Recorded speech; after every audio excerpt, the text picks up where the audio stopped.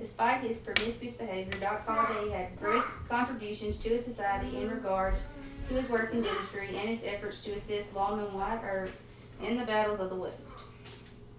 Some may only know Doc Holliday as a drunk, gambling gunfighter. But contrary to popular belief, the man was not only a dentist and faithful supporter to his beloved friend Wyatt Earp, but also assisted in one of the largest turning point battles of the West. On the side of law, also rather than the expected outlaw to go along with his other criminal ways. Taking a look back through the history of the West with some research allows me to tell you the not so popular, honorable side of the famous Doc Holliday. Even though he was capable of the criminal behavior he was best known for, the honorable contributions Doc made should be remembered. As a dentist first, an outlaw second, and a man with a terminal disease, we won't forget the criminal history, but we will remember the good Doc did. Now I would like to tell you a little about the famous Doc Holliday. After having a reasonable middle-class childhood and receiving a decent education, Doc attended college for what is known to us today as general studies. He grew very impatient with his studies, and he allowed his temper to interfere. Once his mom died of tuberculosis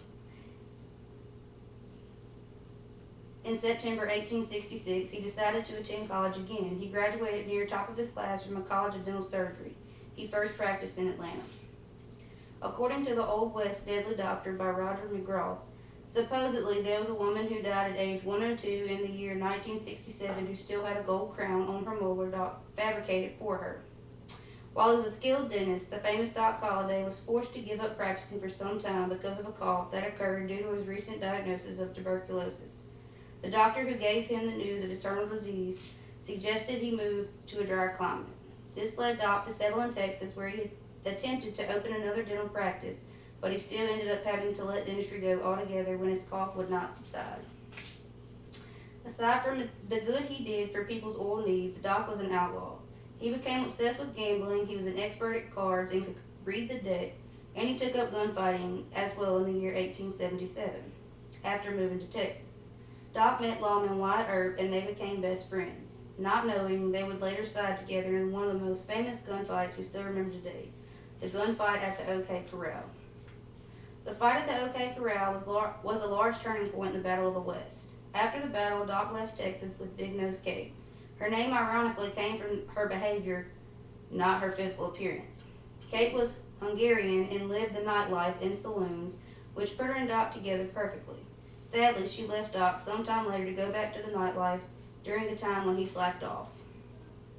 5 years later, their paths crossed again, and Kate stuck around some time more. By this time, Doc's illness had progressed. At the young age of just 36, Doc's terminal disease had progressed to its worst stages. Because tuberculosis is a serious infectious bacterial disease of the lungs, Doc ended up having to live his final years in a health-based resort in Glenwood Springs. This was in hopes that the hot springs and sulfurous vapors would somewhat help his breathing. Although it may have gained him a few months, the fearless Doc Holliday met his end at age 36. In conclusion, I would like to reflect on this outlaw with a heart. John Henry Holliday, an outlaw of the West, the quickest draw of the time, the fearless man with no regard to life, or maybe a dentist sentenced with a terminal disease, not quite heartless, not a complete outlaw, still a heart that knew right from wrong and fought for the just side once or twice when it really mattered. He served the community as a dentist until the cough from his fatal lung disease interfered with his work.